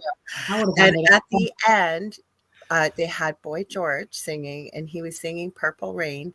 I swear to you, I could see Prince over top of the stadium thing. I'm getting Oh, wow. I was in tears because I always loved Prince, and I could literally see him in spirit, not physically, obviously. It was the coolest experience. Wow. Wow. Yeah, I know a lady who was saved. Her life was saved by the ghost of Bruce Lee. Oh, She now you loves can Bruce tell Lee. us. Now you And can he- tell us. Yeah, she was walking along, and Bruce Lee appeared and told her, "Hit him in the throat." What? She's like, hit who? What? Well, this guy started following her home, and in a Crazy. very bad neighborhood late at night, and she realized, okay, this is who he was warning me about. Yeah. my That's- goodness. Instead, she turned around and confronted him and said, "I'm good at karate." And he thought, surely. Which she was. Bruce That Lee scared is him my off. sensei. She was Literally. such a neat lady. She talked to animals as well. Had all kinds of UFO experiences. Oh, so Most cool. contactees have this crazy connection to animals. It's Mhm. insane. Lorilei, I say that because you've got your cat right there. Cat's just all over. I know. Her name, my son named her. Her name is Stephen Nicole or Steve. Oh, wow. Or Stephen Nicole. And she's the biggest brat. When my son passed away, though, and we were talking about animals. She knew, like, she won't leave me alone. Like, honestly, she's never been this cuddly and right over the heart chakra. Aw. So animals know. They definitely know. Oh, yeah. She's trying to fix you. She's trying to fix me. Well, She that's going is. to go on. Yes. Yeah, our dog is psychic. That'll Not make you feel kidding. better. Oh, really? Oh yeah, we tested it. Like, okay, let's see if she'll come. We'll call her. She comes. She'll know. I really quietly put my shoes on because I'm thinking, oh well, she's hearing me put my shoes on. No, I slip them on really quiet. She comes running out. Like, are we going out? Like, how do you? I think animals are No. very telepathic, and Yeah. My dog's like that too. Absolutely. I sent Kerrilynn this video. I test it with her. This guy has cat communication, and what was that? He said, Kerrilynn, was it like, say to your cat or something? And Yeah, I said it sounded like a whammy bar to a guitar. she Oh, came. Wrong. She came. I filmed it. You hear me swear, and I go, holy, I won't say on air what I said, but I could not believe it, because usually she doesn't come to anybody unless it's her idea. And she just went right over as soon as they said it. And he showed bunches of clips of people that tried it too that were just as shocked. I don't know. They're like dogs. They know who they like, and they know who is not okay today. Yeah. Most of the time, I think the cats think they rule the house. So that, They do. Especially the female cats. Yeah. Oh, yeah. Yeah. Yeah. It's It's a female. hilarious. It's hilarious. I love it, though. We're babysitting my son and daughter-in-law's Bengal, which used to be mine. No, he was always very... Let's just think he thinks he's royalty. I'm sure of it, and has always thought that. Oh yeah, it's one of those pat me, but smack, and then hard hit, and then like, why did you stop patting me for? And you're kind of like, you go for it again. He psychs you, and he smacks you again, and then has the drama and has to eat, and then have more drama, and the food's right there, and you're just sitting there going, why are you here exactly? Does he growl when he eats? Does he growl as he eats? You know. No. Oh, see, that's nice. Yeah, some of them do because they're half wild. You know, they have they're bred from 2 different kinds of cats to make a Bengal. Yes. Oh, yes. Some will growl. That was our first one. Yeah, it's just. Animals are much more intelligent than people give them credit for. I remember when our dog passed away, Maxine. I'm sorry. I had out-of-body experiences, and she would come running up. She was a very regal dog. She wouldn't give you her paw unless she absolutely loved you. Would never lick you unless on rare occasions. Yeah. But when I met her on the astral plane, she came running up to me, gave me her paw, licked me, and then one time she comes running up to me. She says, "Hi, Preston." I just about fell over. I'm like, I must be losing my mind. This can't be a thing. More research on astral projection. Yeah, this happens. Pets will start to talk. Yep. Incredible. That happened with my Great Dane. She goes out of body too. Animals go out of body. And when I go out of body, sometimes she's there. And she jumped on my bed, which is not allowed, except when she's out of body. And she says, "My name is Duchess, and I love you." Oh. I'm like, oh my God. I have a picture of somebody I was talking to years ago, and it was on just video like this. I didn't know that she had 2 cats before, and she was laying on her bed. She had a really bad back. And I said, "Did you used to have a cat that laid on your pillow beside you?" And she's okay with me telling this story. And she goes, "Oh, that was my Boo." The cat's name is Boo. And she said Boo had passed away a year earlier. I said, "I swear to you, your cat right now just looked at you and is flicking its tail and it's grooming." So I took pictures. And I forgot, I had them on an old device, and it came up as a memory, and she sent it to me a couple months ago. You can still see the outline of the cat. Like, it wasn't a psychic impression. You could see the spirit of the cat. That's crazy. Are animals higher consciousness than humans? Anybody? No, they're the same as us. We're all together. I mean, you could come back as an animal. That's a real thing. People from India got that right. You can reincarnate as an animal. But they're pure of spirit and heart, unconditional. Well, sure they are. Yeah, they have no guile, right? You know. Yeah. Well, I mean, we love our pets. I think, you know, people tend to love animals sometimes more than other people. So yeah. Well, animals are honest. Yes. People are not. Yes. They live in the now. Some people are not. Yeah. I love this one. I was just looking at that. That's what we say. Our best things for the help.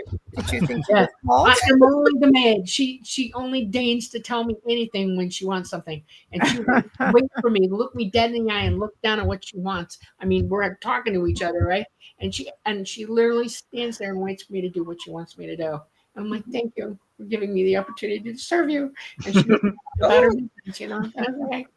I was going So funny. Astrolite.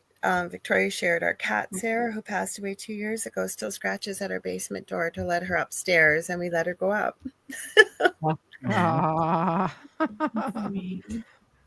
We have rag dolls. Versace had her dog with my mom being Amelia. Yeah, that's true because Versace was spoiled to death. So for sure. You had Role reversal. Yes. Yeah, I was just gonna say we have rag dolls. So Arkham and Eartha May. And Eartha May is so derpy that, you know, they flop. There's the dog. Yeah, so she flops like a fainting goat, but she always whacks her head off the floor at the same time. So just whack. That's so funny. Oh my God. She is so funny, but she drops like a fainting goat and whacks her head off the floor all the time. Oh my gosh. Funny. Well, my dog, it's funny you said, Preston, your dog wasn't allowed on the bed. My dog's not either, but if I'm on air, everybody knows Emmy because this one will show up. I don't let them stay. I mean, tonight, obviously, or she'll come right up on my lap. She's going to come and say hello to everybody. I think it's great. I love it when we have people on the show and they bring all the pets come in and you see they don't know what to do. I'm like, stop it. We love it. That's what I say. And so does the audience. The audience loves it too. Well, it's funny when Preston's on, and then you see Duchess coming on the back. Like, is that a horse? What is that? Yeah. So a Great Dane, those are good sized dogs, that's for sure. Compared to your little mini winnies, Michelle. Oh, yeah, they're like 2.5, 3 pounds. Like, Yeah. Oh my goodness. that think Would they're be Great a Danes. kitty. Oh, there's your kitty. There she is. I think She's a Jay's cat munchkin. shows up all the time too, right? Like Jay McNichols. Oh, His Jay, cat, Jace, yeah, yeah. his cat shows up when he's on air all the time too. Blackmore. And I found out the other night, Jay McNicholas's dog, Admiral, could be Emmy's twin, except a little bit bigger. Both black German shepherds with just hand markings. I never knew that, but yes, he's got really long names for his animals too. Yes. I had a question. That's a big cat, Wayne. He says he's 25-pound cat. Oh my goodness. I bet you'd feel did. jumpy. Abby, oh my God. Oliver. Yeah, he was huge. He was huge. That's amazing. Michael had a question. Hold on. Any comment about Immaculate Constellation or any of the whistleblowers from Weaponized? Well, that's a comment. Go crazy. Whatever. It's a question. Question, comment. James Any O'Keefe comment came out about with a big thing today, undercover, massive, about royalty, and caught on camera. Not royalty saying it, but what just came out. I could not believe it. I just watched it an hour ago. It's going to be pretty interesting. That gets out there. Lou Elizondo got himself in hot water when he showed a photograph that turned out to be a known fake.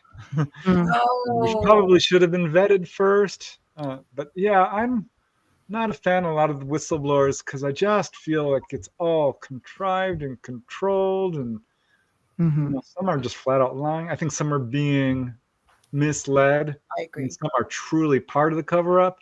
I think some are absolutely honest. But let's face it, if you were going to divulge information that they did not want divulged, don't think you would live very long. Yeah. I agree. What about Paul Hellyer? What did you feel about him? I loved Paul. I met him. It was such a treat. Did you meet him? I did, not long before he passed away. I'm not so sure he had all the correct information, but I absolutely admire that this was a guy who was the former defense minister of Canada, one of the highest government level officials ever, really, to just flat out say they're real. They're not here to hurt us. Yes. There's a lot of them, It's being covered up. I know it's being covered up. I've got firsthand information of this. He was a lovely man, just you could feel absolutely it. sincere and honest. Yeah, you could feel it through his interviews. That's so nice. You got to meet him before he passed away. Yeah, I bought his books. I wanted to support him because I adored him the second I laid eyes on him. I'm like, this is a good guy. Few and far between, especially at that level of government. I had a guest on a few weeks ago, and he put it out perfectly. He goes, a lot of the whistleblowers that are out here, goes, it is controlled. They'll say, this is what you are allowed to say, so go out and say it. He goes, because the ones who do it and aren't supposed to are the ones that that are MIA or just gone. A lot of them, his belief was they might be really good guys, but they can't because they're under, that's what I mean. So if you're going against that, you are taking a chance with your life, that of your families. There have been people who have whistleblown who were threatened and completely retracted everything they said just to save their families. That's a problem. I grew up with that. My father would never, ever, ever, ever speak about it at all. He barely spoke about it among us, and he kept it very, very quiet. It actually almost took his life because when I was 7.5 years old, he lost it one day. Totally. He came home after being gone for a while, and we were sitting at the table, and the next thing we know, all the glass in the house was being busted up, and it went on for a couple hours. And I mean, he busted every glass object in the house, including taking a door off its hinges one-handed. My brother and I went into my room, and I went into the closet and shut the door, and we just sat there and waited. I didn't know what else to do. My mom said, disappear. And then my mom's best friend came and opened the door and took us out and took us to her house. he was gone for over a month, and they finally said, you're going to get to see your dad now. And when we showed, it was at the hospital, and he was under guard. He was under guard. And they briefed us on how we were supposed to behave around him.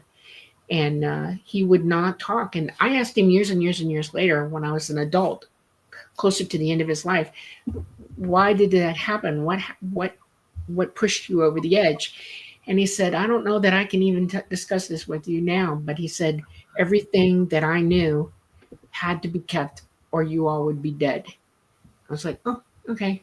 And I know some of it now, and even I won't breathe it because I have family still alive. I can't do it. Same thing.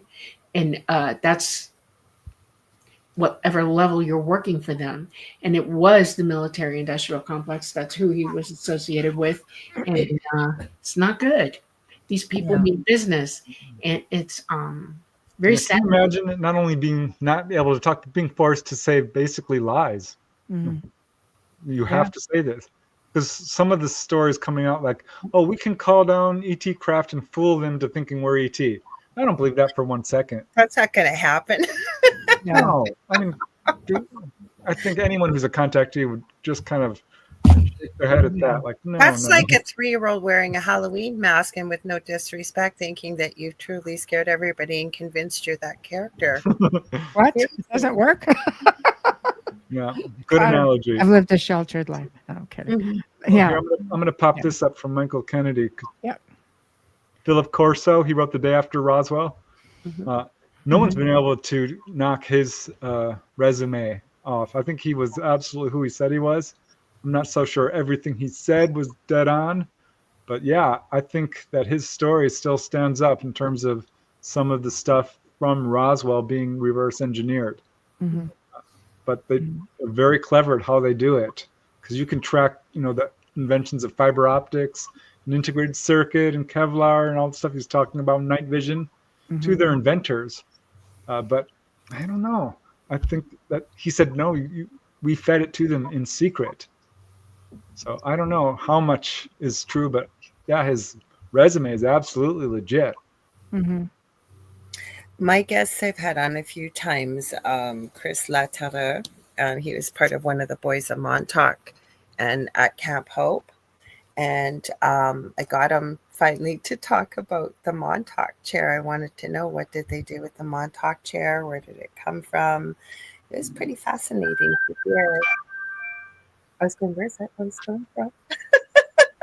It was quite fascinating to hear what his experiences were and some of the things he had been taught. It was not a pleasant experience, but even some of the people that he witnessed, only boys, but we've had a few people when I've had him on talking about women saying, well, I was there too. And the reason why I do believe him, he's never changed his story, but he's been so kind to the one woman that came in and he just said, I'm hearing that from more and more women. He said, but I can't say there were women there because I didn't see female children there. So you got to give him a lot of credit for that. But yeah, that Montauk chair sounds pretty fascinating. He says he was told, so I'm going by what he said. He said it came from the Roswell crash is where they got the chair from.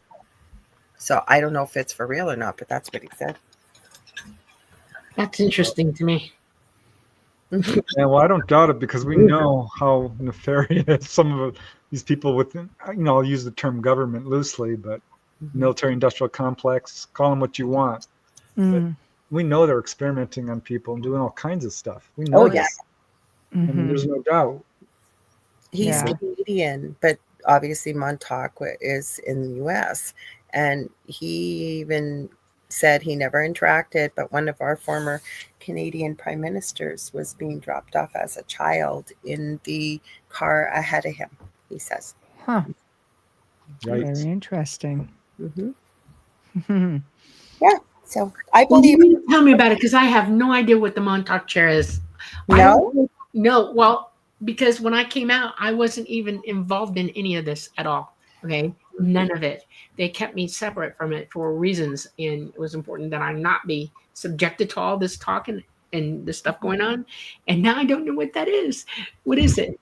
Okay. So he wrote a book about his experience. And the minute it was published, it was instantly banned from Amazon and all publishers, including, he can't even, not that he really cares, but he can never open an account for life, even to shop online with Amazon. So he's talking about something. So yes, just a minute, baby. So he wrote, and he's donating 10% of the proceeds from his books to help others who have been through SRA, Monarch Butterfly Programming, MKL, things like that. And he says he has a Substack. You can go and read quite a bit on there, but he has a CIA issued number as a child. But he talks about the Montauk chair, that it was some type of technology that was, in his words, taken from the crash.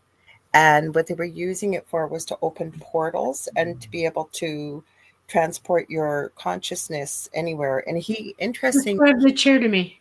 Pardon? Describe the chair to me. I don't know, because he didn't describe it to me. I can connect you with him if you want to talk to him. Yeah, because I'm going to tell you, I'm a pilot for ET, okay? And my chair does exactly what you're describing with me in it. It's psychic connecting, and I connect to the craft through sitting in that chair, and I have an energized diadetic. Talk about some purple light, purple light that you have shone into them. And it goes above my head. It's literally floating above me, and I have a implant in my hand that I activate it with. When it's not active, it's a little ball that I keep inside of like a purse thing. He would totally talk to you, Dolly. You could ask him any questions you want. Yeah, because that's interesting to me, because that's how it works. Okay, and we open light gates with it, not portals, light gates. That's how we transfer dimensionally, interdimensionally with the craft. The one thing he said that was interesting on the show, though, he said that, because I asked him, like, wouldn't you go back and back in time? He said, no, I could only, the way I was taught to use it was to go forward. Right. So he said he was shown 3 different timelines of his life, and interestingly, even to the end. And he said the end was always the same, but the lives were different. So it was quite interesting to hear what he had to say. So I can connect you with him. I know he'd love to talk to you. Yeah. He's very French, but he speaks English very, very well. So okay. Well, I have Preston as an interpreter in case he can't speak it. Preston speaks French, so. Oh, perfect. Then you guys, well, I'd be happy to introduce you. Yeah. Well, I can speak it. I can't understand it. His legal name is Christian, if you translate it, Christian the Terror. That is his legal family name. Wow. Okay. Wow. That's amazing. Yeah. And super nice guy. Super nice. If Contessa's still here, she's bought his book, and I know. Oh, there she is. I just said her. She's read the book. Yeah. There's quite a few people who have talked about, Montauk. There's just not 1 or 2 people. There's a whole group of them. Yeah. One of the interesting things for me that I've realized about how they back engineer stuff, or they use it, because once it's off board, once they move something off board a craft, the craft is no longer in control of it. Okay. So they have to work their technology through to work toward interfacing with that. Okay. And ET only uses light technology, and it took where fiber optics came from ETs. Most of this stuff, lasers, all that stuff comes from back engineered ET crafts. And so I can see them being able to use it for certain things, but not for the total purpose that it existed. And I'm intrigued now. I'm really intrigued. He was a child, remember, too, right? So this wasn't his choosing to be there. Yeah. There's quite a story behind why he was there. And for the first time, I got him to sort of talk about it, because most people that go through that, as we would know, once upon a time ago, it was called multiple personality disorder, now called dissociative identity disorder. So I find, and he's very open about it, but he can get lost kind of in the trauma. So you kind of got to just guide him a little bit through the story. But we've been able to dig into some things. And I know everybody really enjoys when he comes on, because he's very honest. Like I said, he's never changed his story in I've known him for a couple of years now. So. Well, and you always, make sure that you share that he donates percentages of his book to support survivors. Yeah. So which I think adds a level of credibility there, because that's a nice thing to do. That's honest and kind. Yeah. When I was 5 years old, my father was trying to figure out how psychic I was. Okay. And he heard about a program on the base where we were. Okay. And they were just testing people out. And so he brought me up there, and they did some tests, checking me for psychic ability. The next thing I know, they want me in there. And they asked my dad if I could stay a couple of days. They wanted to do some physiological stuff, check me out that way, and, see if I was going to fit into their program.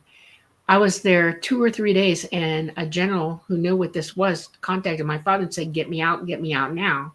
And he said, I mean it. I'm writing you an order. You need to walk in uniform. You need to carry a sidearm, and you need to get her out now.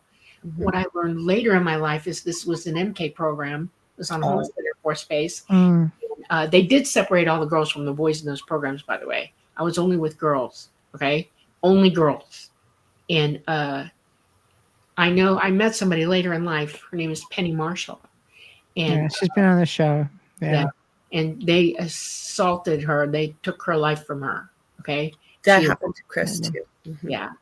And I'm lucky that I got out. I'm lucky that, I was protected from that. But I can only imagine. That's amazing. So I got some feeling for this. I would love to. Well, I'll be happy to connect you with him because he knows. Michelle knows too. Like I'll let her know when he's coming on. But we be very careful. But sometimes things. Last show was good. We both were celebrating after we said nothing. We have to take. I've had someone from the Monarch program, and he's on the Uncensored show. So it's just so you just don't know where it's going to go. We're heading up slowly towards the top of the hour. So I'm going to post another couple of questions up. Whoever wants to get it. Do you know of the Pentrick incidents, Wales? Do you think it was a shoot down? What are your feelings on eyewitnesses? Yeah, I did a little bit of a dig into that. The Penturk incident, it's called. Kaz Clark is the main witness, and she was all on her own talking about, this was a landing. If I remember correctly, I don't know if it was a shoot down so much. The government was right on it, and there's an enormous amount of physical evidence. And then other witnesses started coming forth. Now there's quite a few of them. Something went down for sure. This is not a hoaxed event. She saw something. I've heard her speak. She's very passionate, very sincere and honest and detailed. It's a big event that went down there. I don't know enough about it to really speak with any authority, but more witnesses are coming and more information just comes out and continues to verify it. It's very interesting. Something, I think it probably was. I think the shape of the craft was, if I remember, pyramidal or triangular. It led me to think it was more along the lines of reverse engineered. Yes. The ET. Exactly what it was, and it went down. That's why they were on top of it so fast. So, yeah. Okay. Next, guys, another question no one asks. So, if we're becoming crystalline is what I figured too. Are we no longer in the flesh? Well, I think, there's stories about people becoming so enlightened, they get what's called the rainbow body. And in essence, you don't die like a normal person. You're in a way immortal, but not because you walk off. You take your physical body with you. There are stories of this. Stalking Wolf, I've got books on him from Tom Brown, died that way. There are people who don't die like normal people do. They just kind of walk off in a blaze of light because they've achieved that level of spirituality. Yeah. So maybe that's what it's talking about. So I may get my wish because I probably say at least 3 or 4 times a week, please let me vibrate off the planet because this is enough. That's the way I want to do it too, right? Or I'm outside with a flashlight. Yeah. Let's go. I'm with you, sister. Yep. I'm trying to get all those lessons done. I do not want to repeat. I am not coming back around. You're good. Yeah, we talk about it all the time. I'm not kidding. Yes, just I mean, as little as yesterday, as a matter of fact, it's like, well. Yeah. Well, if we're up there at the same time or wherever it is that we land and I start volunteering, hit me. No. Good enough witnesses here. Don't do I it. remember watching a movie with Bette Midler, and she's just walking around complaining. Suddenly she spins around like, if you're out there, just take me away. I'm ready to go. Busted up laughing. I forget what movie that was. It was Hi, an old- Kathy. Kathy Henley Little says, me too, Kerrilynn. Oh. And hi to y'all, too. I wonder if these people are what we see in spontaneous human combustion. Ah, I was so terrified of that when I was a little girl. I don't know if I had seen something on TV. And being a deep thinker, I think as a little kid, I remember many nights laying awake going, oh my gosh, am I gonna burn up in spontaneous combustion? Because you don't hear about it like you did back, like say quite a few years ago. I don't know. Have you guys heard much? I wonder about if there are less cases. I did study it.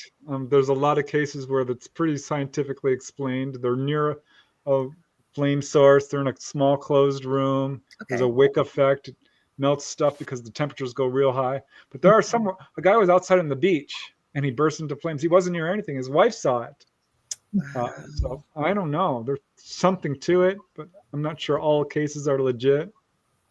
Yeah. Yes. My one son did a talk at school about it. You know how we had to do speeches? Did you guys have to do those orals between grade 4 and 8? So I think he was in grade 6 when he did his speech about human combustion. Nice. I did all the other kids. Yeah. I did Revelations in 6th grade. Everybody I remember was so freaked out. I remember my dad helping me write it.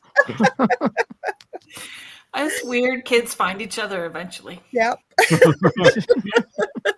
all the cool kids. That's what I say. Yes.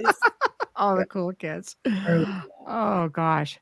Okay. So why don't we just everybody just as we're slowly coming to a close, slowly coming to the top of the hour, let's just go in and talk about, well, Press and Dolly, obviously they have the same show, but so why don't you guys just go in and talk about your show, when it is, who you have coming on next, that sort of thing. And let's just kind of go around. Nope. Nobody? Okay. You don't know who you got coming? No. Are we not going to go in an order? Preston, Dolly? Preston? Yeah. I have to go first? Yeah. Well, why the hell not? You were the birthday boy yesterday, and then we can finish with Dolly because she's a birthday girl tomorrow. And go ahead.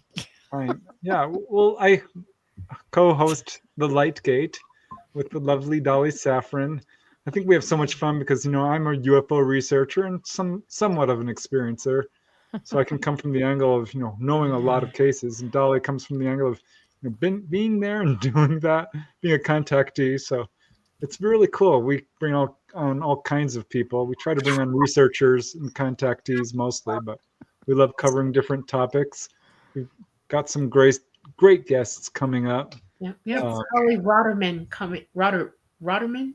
Yeah, that's right. It's coming on Monday. This coming Monday. We're doing a pre-record on Friday because she's in Israel and we're worried about her time schedule and maybe bombings happening while we're on with her. And there's 7 hours difference, so we're pre-recorded. Yeah. And I finally lassoed Malcolm Robinson, one of the leading Scottish researchers. He's like, no, I don't really do podcasts. And I kept asking. So finally we're going to get him on. So I'm excited about that. I loved watching you guys talk to Josh Kutchin. Oh yeah. We've had he's coming. Great conversations. Oh, isn't he? He's coming on the show here on June the 11th. Oh, nice. Awesome. He's got a new book out too. Oh, excellent. I have no idea. I had one of my guests say, you need to talk to my really good friend Josh. I'm like, all right. He's fabulous. Oh, good. He's very wonderful. knowledgeable. Yeah, funny too. Yeah, very kind. Very kind. And a great musician. Very much so, yeah. I love it. We're pumping up Joshua. Yeah. Woohoo. There we go. All right. And we're going to go next. So, Lightgate is Monday nights from 8 until 10 p.m. Eastern. Right. Yep. Okay. All right. Carolann, you're next. Oliver. Oh, it's a puppet. Look at that. Came in to say hello. Aww. Yeah, everyone. Thank you so much. I host Ethereal Encounters Unveiled, and it airs on Thursdays between 5 and 7 p.m. Eastern Standard Time.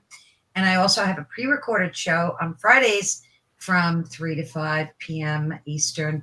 And I'm excited because tomorrow I have Karen Swain on, who's a host. Yeah, I'm excited about that. Also one of our hosts, just so y'all know. She has her own show too. Yeah. Friday I have Deborah Graham on, who's a pretty well-known psychic medium. So please be sure to follow, like, and subscribe. Yeah. Perfect. Okay. Lorilei, we're going in order. Or are we coming down this way or are we coming down this way? It doesn't matter.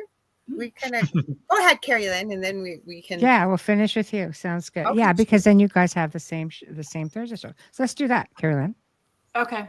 So tomorrow I have Spirit Switchboard at 6 p.m. Eastern, and my guest is Rob Gutrow, who is a pet medium. Ooh, I've had Rob on. He's awesome. Oh, Yeah. Yeah, so Yeah, he's coming on. He's coming on lovely. tomorrow. And Lorilei and I have a new show. You want to talk about our new show? Yes. Yes. Go ahead.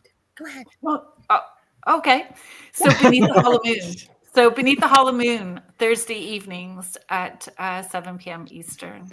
And we're going to talk about vanishing hitchhikers tomorrow. Yes. Oh boy, I gotta watch that. Yeah. There we go. Beneath the Hollow Moon. There we go. We should tell them, right? Because we talked about it, guys. If you want, join us because we're going to turn it into a pajama party tomorrow night. So wear your pajamas. We're going to do like a campfire in our pajamas and the lights dim. Yes. Why don't you guys? Alan says, can you guys link your shows in the chat? So if you guys want to go in, on the side, go ahead. Do that for everybody. We can all see that. And then Mondays, I have the Angel Rock. I'm one of the oldie moldies here. It's been 6 years in July. I cannot believe it. You don't know this, but I watch you all the time. Oh, Just do so you? know. Yeah. Well, so hi. So I started talking about you. I was like, yep, I know who that is.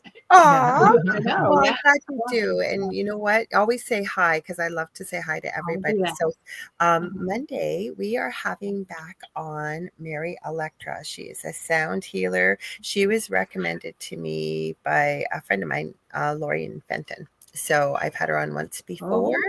And she's coming back on. So she has some interesting healing modalities and stuff. And we didn't get to finish our conversation.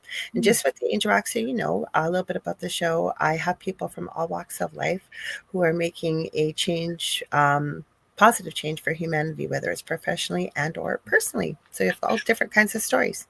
Thank you for having us on tonight. Happy birthday to everybody. Yeah, happy birthday. I loved having you guys on. This was so much fun. So much fun. And tomorrow night, guys, we're here on the Outer Realm, right here on the Outer Realm.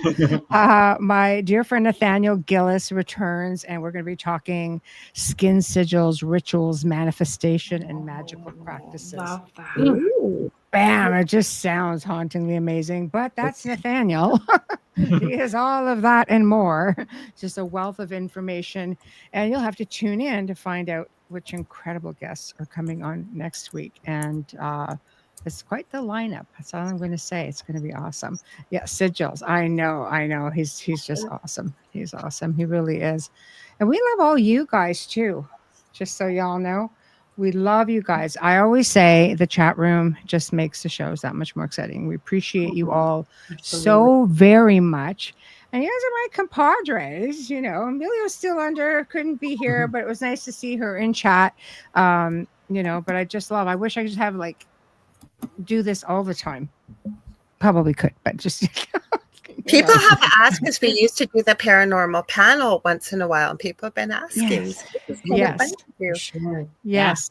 Well, it's definitely something that we can do. We have a lot of interesting things coming up for UPRN.